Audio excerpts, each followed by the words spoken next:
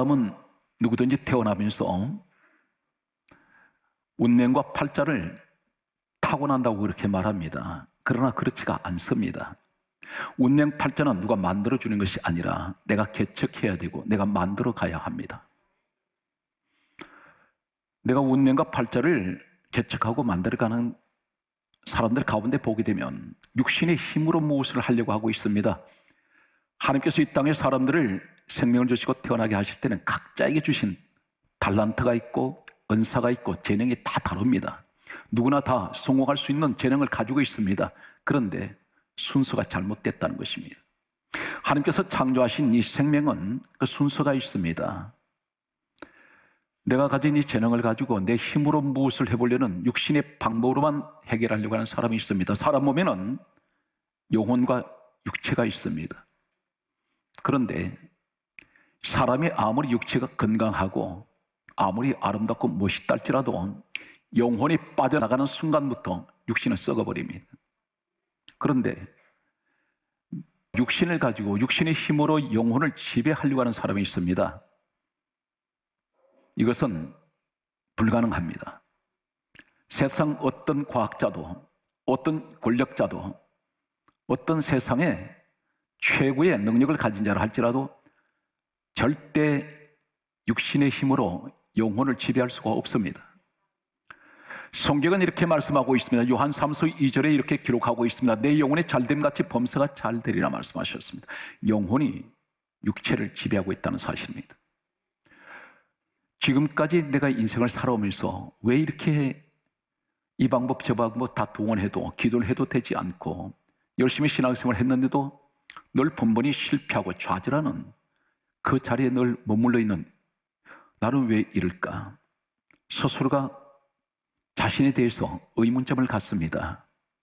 오늘 이 사실에 관해서 내 운명이 완전히 뒤바뀌어지는 오늘 말씀의 시간이 바로 이 시간입니다. 대단히 중요한 말씀이라 생각하시고 오늘 마음의 문을 여시기 바랍니다. 그리고 오늘 말씀을 듣는데 집중하시는 이 시간 되시기를 간절하게 소망합니다. 창세기는 신앙생활을 꽤 오래 하신 분들은 아마 최소한 창세기는 읽으셨을 것입니다. 오늘 창세기 41장 18절 말씀 본문을 소개합니다. 이 내용 가운데 두 꿈이 소개되고 있습니다. 바로가 꾼 꿈입니다. 그런데 이 꿈이 무엇이 그렇게 중요할까요? 성경은 한마디로 누구를 이야기하고 있습니까? 성경 말씀은 이렇게 기록하고 있습니다. 예수님께서 이 땅에 오셨을 때 하신 말씀이 요한복음 5장 39절에 다음 같은 말씀을 하셨습니다. 이 성경은 내게 대하여 증언하는 것이다. 예수님 말씀이라는 것입니다. 예수님께서 이 땅에 오셨을 때 두 가지 일을 하셨습니다. 창세기 3장 15절에 에덴 동산에서 최초의 사람 아담 하와에게 하나님께서는 선악과를 먹지 말라고 말씀하셨습니다. 에덴 동산의 모든 것은 다 주시면서 선악과는 한마디로 건드리지 마라, 먹지 말라 했습니다. 그런데 창세기 3장 1절에 보게 되면 뱀이 에덴 동산에 나타났습니다. 이 뱀을 가리켜 계시록 12장 9절은 마귀 사단이라고 그렇게 의미하고 있습니다. 그런데 이 뱀이 아담 하와에게 선악과를 하나님께서 먹지 말라고 하신 것을 먹게 만들었습니다. 결과는 하나님께서 창세기 3장 15절에 다음과 같이 말씀하셨습니다. 뱀에게 하신 말씀이 여자의 후손이 너 머리를 상하게 할 것이라 너는 그의 발꿈치를 상하게 할 것이라. 발꿈치를 상하게 하신다는 것은 십자가에 예수님을 마귀를 통해서 십자가에 달리실 것을 하나님은 말씀하셨습니다. 여기 여자의 후손은 바로 이 땅에 오실 예수 그리스도를 말씀하고 있습니다. 예수님께서 이 땅에 오셨을 때에 요한복음 13장 2절 말씀 보게 되면 가룟 유다를 통해서 사단 마귀가 가룟 유다에게 예수를 팔려는 생각을 넣게 되고 결국은 사단 마귀를 통해서 예수님 십자가에 달리시게 됩니다. 하나님께서 창세기 3장 15절에 하신 예언은 그대로 실현이 되었습니다. 마귀의 머리를 상하게 할 것이라. 이 말씀은 요한일서 3장 8절 말씀을 보게 되면 성경이 이렇게 강조하고 있습니다. 하나님 아들이 나타나시면 마귀를 멸하려 하심이라. 마귀를 심판하셨습니다. 그리고 예수님께서 십자가에서 마지막 숨을 거두실 때 내가 다 이루었다. 이 이루었다는 말씀은 두 가지를 말씀하고 있습니다. 사단 마귀를 십자가를 통해서 심판하시고, 죄인된 우리는 마태복음 1장 21절에 이름을 예수라 하라, 이는 자기 백성을 죄에서 구원하시기 위해서 예수님은 십자가에 못 박히셨습니다. 그래서 두 가지를 창세기 3장 15절은 이루어집니다. 오늘 여기에서 예수부터의 사건을 말씀한다면 창세기 41장 18절은 이렇게 기록되고 있습니다. 극명하게 운명이 바꿔지는 두 부류의 모습이 소개되고 있습니다. 그 가운데 분명히 나와 여러분의 모습이 있습니다. 운명이 엇갈려 버립니다. 강조하고 넘어가겠습니다. 지금까지 힘들고 어려웠던, 마치 긴 터널 속에 캄캄한 칠흑같이 어두운 곳에 내가 헤매고 방황했던 내 인생이 이제는 하나님 중심을 잡게 해주셔서 힘들고 어려웠던 고난의 시간은 끝이 나고, 내가 남은 삶 속에 하나님께서 허락하신 그 시간까지 이 땅에 사는 동안에 평탄하게 가게 하여 주옵소서. 건강하게 하여 주옵소서. 사람 때문에 상처받는 일 없게 하여 주시고, 범사 위에 하나님이 늘 함께 하시는 이런 행운이 내게 주시옵소서. 오늘 이 말씀의 시간이 되시기를 바랍니다. 창세기 41장 18절 말씀 보게 되면 첫 번째 꿈은, 내가 보니 성경 말씀은 이렇게 기록하고 있습니다. 살찌고 아름다운 7 암소가 나일강에서 갈밭을 뜯어먹고, 이 갈밭은 갈대밭을 말합니다. 갈대밭, 이것을 가리켜 캐논이라고 부릅니다. 캐논은 하나님 말씀을 의미합니다. 참고로 말씀드리면 고대 시대에는 종이가 없었습니다. 그래서 종이 대용으로 사용했던 것이, 특별히 이 애굽, 지금 이집트에는 나일강가 옆에 갈대밭이 무성합니다. 갈대를 잘라다가 때로는 그 뿌리를 채취해서 찧어서 접을 가지고 말리면 종이 대용으로 사용했습니다. 여기에 글을 쓰게 됩니다. 때로는 하나님 말씀이 기록되기도 했습니다. 파피누스라고 부르기도 합니다. 때로는 양을, 가죽을 말려서 거기에 하나님 말씀이 기록되기도 했습니다. 그래서 이것은 갈밭을 뜯어먹고 있다는 것은 말씀을 의미하고 있습니다. 동시에 성경 말씀은 이렇게 기록하고 있습니다. 창세기 41장 19절 말씀을 보게 되면 이렇게 기록하고 있습니다. 또 보니 약하고 흉한 7 암수가 나타났습니다. 심히 흉합니다. 그런데 파리한 7 암수가 올라왔습니다. 이 파리하다는 이 말이 신약 성경은 어디에 사용하고 있느냐면, 마가복음 9장 18절에 보게 되면 예수님께서 귀신 쫓아내실 때 귀신한테 잡힌 사람의 모습이 파리하다, 이렇게 말씀하고 있습니다. 유일하게 이 파리하다는 이 단어가 귀신한테 잡혔을 때 사용되는 단어입니다. 약하고 심히 흉한 파리한 7 암수가 나타났습니다. 그런데 성경 말씀은 계속 전개되는 내용을 보게 되면 창세기 41장 20절 말씀 보게 되면 이렇게 기록하고 있습니다. 파리하고 흉한 소가 살찌고 아름다운 소를 먹은지라. 소가 소 잡아먹습니다. 하나님께 바쳐지는 제물은 3가지로 구별됩니다. 소, 양, 비둘기. 이 소는 일꾼입니다. 죽도록 일만 합니다. 다시 말해서 복음적으로 무엇을 말씀하고 있습니까? 우리는 하나님께 구별된, 하나님께 바쳐진 사람입니다. 그리고 우리는 일꾼입니다. 그런데 두 일꾼이 나와요. 약하고 심히 흉하고 파리한 이 7 암소는 한마디로 바싹 말라버린 병든 소라는 것입니다. 그런데 소가 소 잡아먹습니다. 누구를 잡아먹습니까? 갈밭을 뜯어먹는 소를 잡아먹습니다. 이것이 바로 오늘 복음적으로 무엇을 의미합니까? 교회 안에 성도가 성도를 잡아먹습니다. 사람이 사람을 실족시킵니다. 이것은 심령 상태가 바싹 말라버린 사람이 살찌고 아름다운 갈밭을 뜯어먹는 일꾼을 죽이는 모습입니다. 실족시키고 있습니다. 바로 이어서 또 꿈을 꾸게 됩니다. 그 꿈꾼 내용이 또 어떻게 소개되고 있냐면 창세기 41장 22절 말씀에 보니 또 내가 꿈을 꾸었다 이렇게 기록되고 있습니다. 꿈에 보니 한 줄기에 무성하고 충실한 7 이삭이 나왔습니다. 알곡입니다. 무성하고 충실한 7 이삭입니다. 그런데 이어서 창세기 41장 오늘 성경 23절 말씀을 보게 되면 가늘고 동풍에 마른 7 이삭이 나타났습니다. 그러더니 성경 말씀은 이렇게 기록하고 있습니다. 가늘고 동풍에 마른 이 이삭이 무성하고 충실한 7 이삭을 삼켜버렸다 했습니다. 통째로 삼켜버립니다. 다시 말해서 이삭이 이삭을 죽입니다. 이삭이 이삭을 먹어버렸습니다. 성경 말씀은 이렇게 기록하고 있습니다. 이 사건들을 가리켜서 하나님께서 무엇을 말씀하시려고 하냐면 풍년과 흉년의 갈림길을 말씀합니다.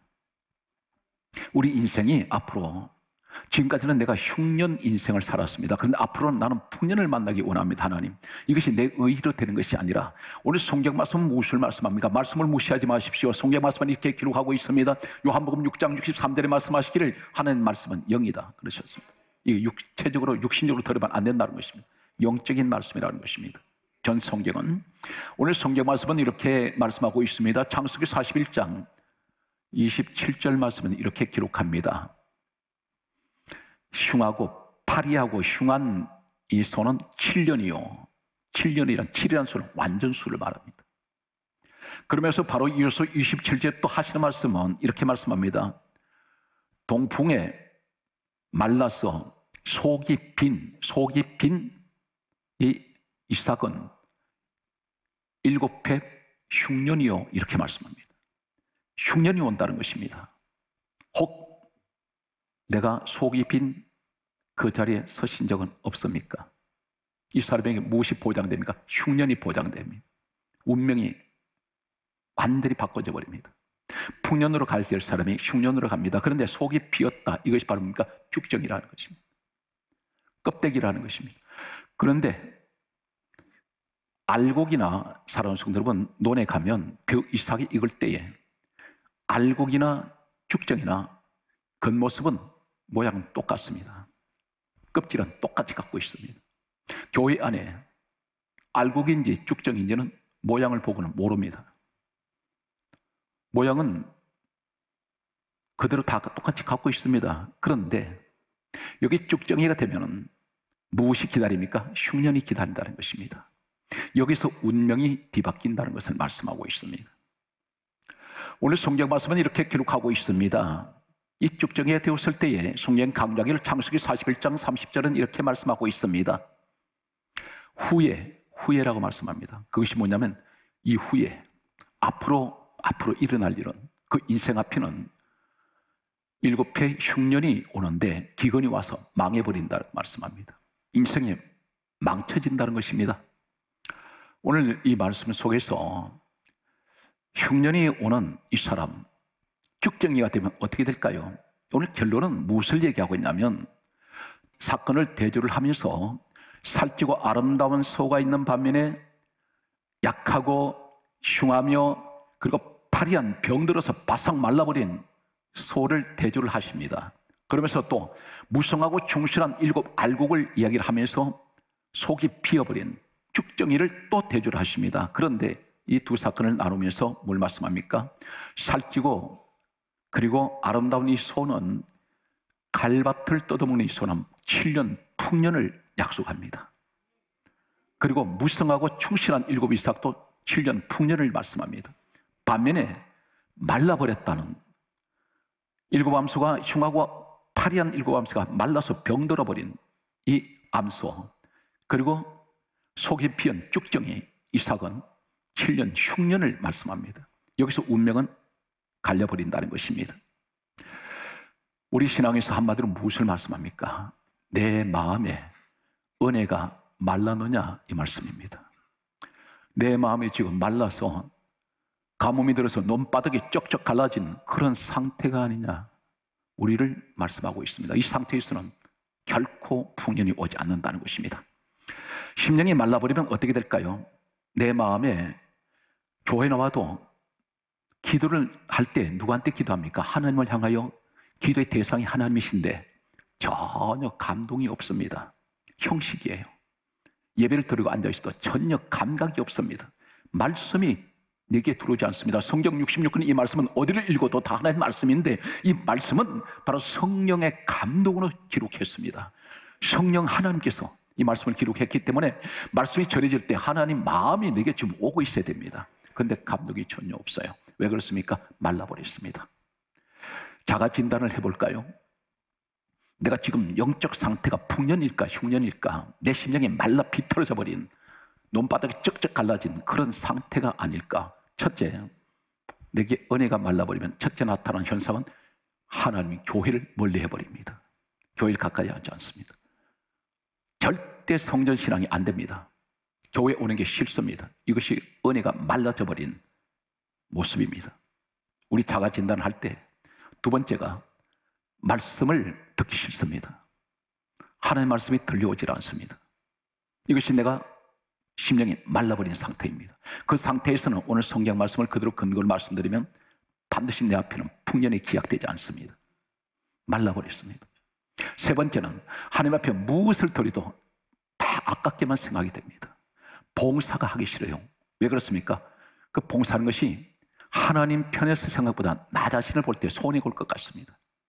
예물도 드리지 않습니다. 이것이 인색한 마음이 하나님 앞에 들어올 때 이것은 내가 은혜가 말라버렸다는 증거입니다. 그리고 기도가 나오지 않습니다. 기도가 입에서 묶여있어 나오지 않습니다. 가장 중요한 것은 가정에 돌아갔을 때 어떤 현상이 일어나냐면 매사가 짜증스러웠습니다. 아무리 가정생활이 풍요해도 내 마음 심령이 말라버린 상태에서는 사소한 말 한마디도 귀에 거슬립니다.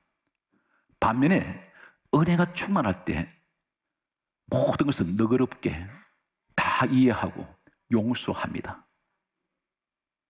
은혜가 충만한 상태에서는 기쁨이 있습니다. 교회를 늘 사모합니다. 말씀 듣는 것을 즐겨합니다. 이 사람은 풍년으로 가는 사람입니다. 오늘 이 사건을 말씀하고 있습니다. 이제 저는 대단히 심각한, 우리 예수님이 가르쳐주신 심각한 한 가지 사실을 여러분에게 소개하겠습니다. 자신도 모르게 지금 어딘가 잡혀있는 사람이 있습니다. 전혀 감각이 없기 때문입니다. 지금 내 속에 무엇이 들어와 있다는 것입니다. 성경 말씀은 이렇게 기록하고 있습니다. 계시록 12장 12절 말씀이 보게 되면 하나님께서 말씀하시기를 마귀가 자기 때가 얼마 남지 않은 것을 알고 크게 분하여 너희에게로 내려갔다, 이렇게 말씀합니다. 악한 사단 영이 이 땅으로 내려왔는데 누구한테 찾아왔어요? 우리에게 내려왔다는 것입니다. 너희에게로 말씀합니다. 너희에게 내려와서 뭘 할까요? 예수님께서 이렇게 가르쳐 주셨습니다. 마태복음 24장 24절에 하신 말씀이 할 수만 있으면 택하신 자들도 미혹하리라. 사단이 그 일을 한다는 것입니다. 할 수만 있다면 무엇을 말합니까? 수단, 방법을 가리지 않습니다. 이 사단 마귀는 여러분들이 은혜 생활하는 걸 가장 싫어해요. 너무 떨어야 됩니다. 왜 그렇습니까? 그래야 마귀 편으로 오기 때문입니다. 그래야 구원받지 못하기 때문입니다. 벼는 알곡이 썰어져 버리면 썩어버립니다. 넘어지는 순간 들고 가서 주워 먹든지 아니면 바로 습기에 썩어버립니다. 넘어뜨리기를 원합니다. 성경 말씀은 이렇게, 그러면서 하신 말씀이 이렇게 말씀합니다. 대단히 중요한 말씀을 하고 있습니다. 대단히 중요합니다.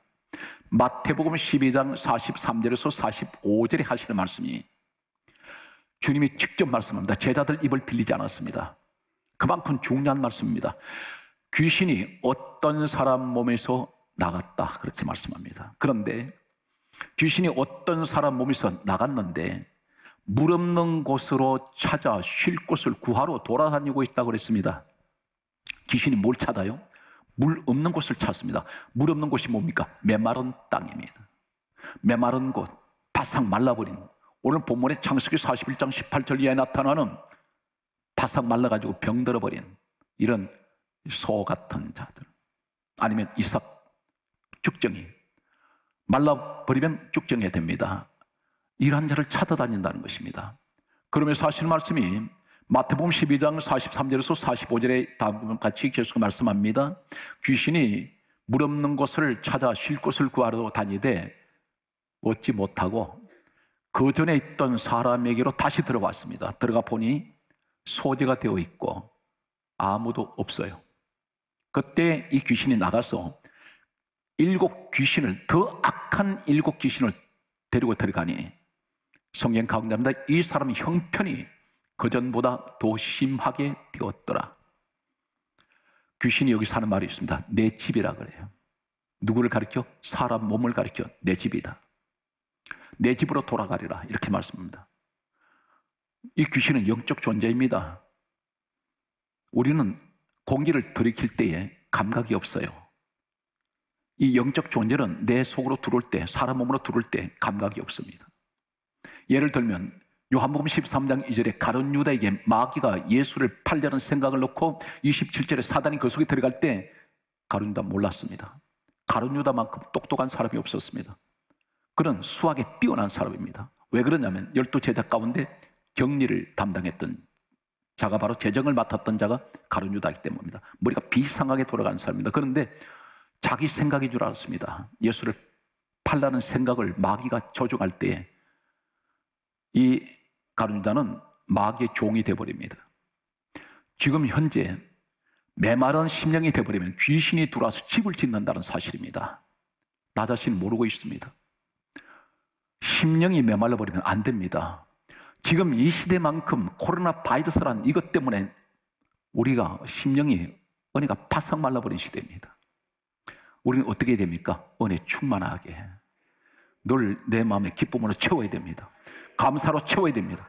환경에 아무리 짓눌리더라도 내 마음만큼은 흉년이 되면 안 된다는 것입니다. 그러면 인생이 흉년으로 가버린다는 것입니다. 오늘 하나님 그것을 우리에게 염려하시고 그것을 지금 지적하고 계십니다. 귀신이 만약에 우리 몸에 들어와서 집을 짓고 있다면 이 귀신의 종이 됩니다. 귀신이 조종하기 시작합니다. 그러면 첫째가 귀신이 들어오면 이 쭉정에 됐을 때 어떤 현상이 일어날까요? 남을 비판하기 좋아합니다. 남을 비방하기 좋아합니다. 대상이 없습니다. 자신이 다니는 교회를 비판해버립니다. 손가락질합니다. 교회가 어디입니까? 에베소서 1장 23절에 주님 몸입니다. 주님을 욕을 하고 있다는 것입니다. 주의 종을 비판합니다. 성도를 비판합니다. 사방 칼질을 하고 있다는 것입니다. 이것이 은혜가 말라버린, 심령이 말랐을 때 나타나는 현상이라는 것입니다. 이 속이 빈 쭉정이가 같은 밭에서 알곡과 같이 자랄 때 이 속이 비어버린 쭉정이는 자기 자신을 못 봅니다. 못 보는데 주변을 봤더니 전부 알곡이에요. 알곡이다 보니까 무엇을 착각하냐면 자신도 알곡으로 착각한다는 것입니다. 교회 안에 주변 사람 보니까 다 믿음의 사람이고 자기보다 훨씬 낫습니다. 그런데 자기 자신도 거기에 착각하고 있는 사람이 있습니다. 남을 헐뜯고 죽이면서 전혀 은혜 모습이 아닙니다.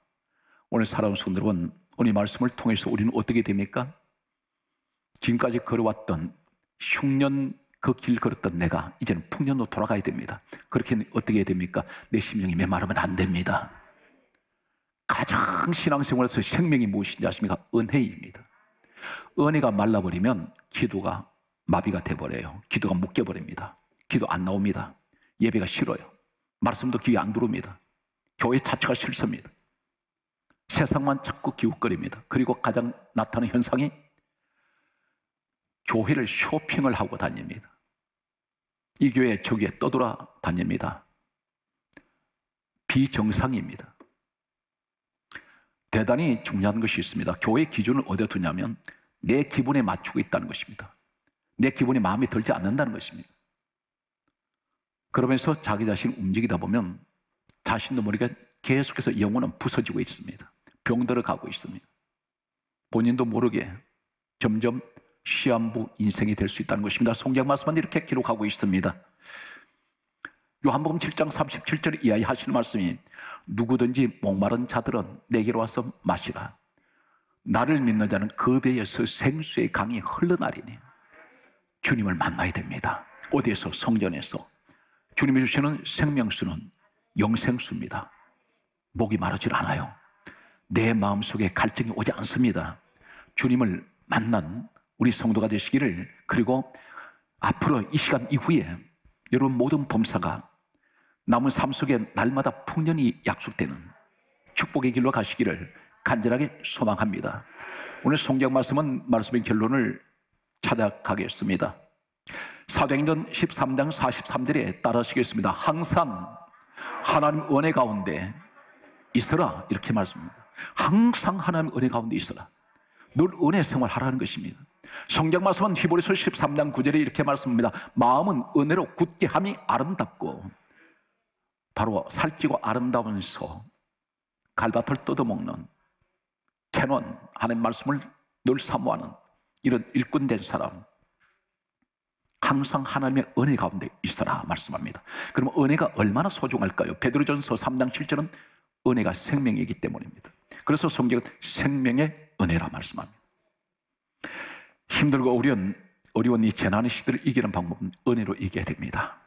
내 심령이 말라버리면 좌절하게 됩니다.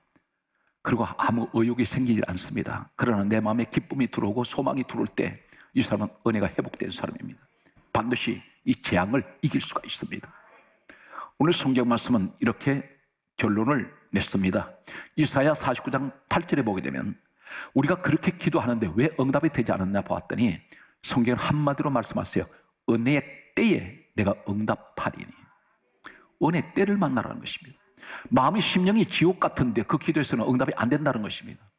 항상 마음이 은혜가 충만하면 긍정적인 사고, 긍정적인 믿음, 날마다 말씀을 사모하면서 날마다 하나님 앞에 사모하는 마음으로 기도할 때에 하나님께서는 우리에게 그때에 응답하시겠다 했습니다. 여러분, 모든 질병이 기도를 통해서 은혜의 때를 만날 때 치료될 줄 믿습니다. 사업적인 문제가 해결될 줄 믿습니다. 여러분 가정에 놀라우신 변화가, 기적이 일어나는 이때가 은혜의 때인 것을 우리는 믿으시기 바랍니다. 성경 마지막 말씀의 결론입니다. 우리에게 말씀하시는 것은 갈라디아 5장 2절에 다음과 같이 말씀하십니다. 은혜에서 떨어져 버리면 그리스도 관계에서 끊어져 버립니다. 오늘 이 말씀을 합니다. 형식적으로 따라다니는 것 같은데 성경 그렇게 말씀합니다. 그리스도에서 끊어진 자다. 언제? 은혜가 떨어지면, 믿음의 확신이 오지 않기 때문입니다. 오늘 범사비에 은혜가 회복되셔서 여러분 소원이 이루어지시는 올 한 해가 아니라 평생 하나님이 보장하시는 여러분 되시기를 간절하게 축복합니다.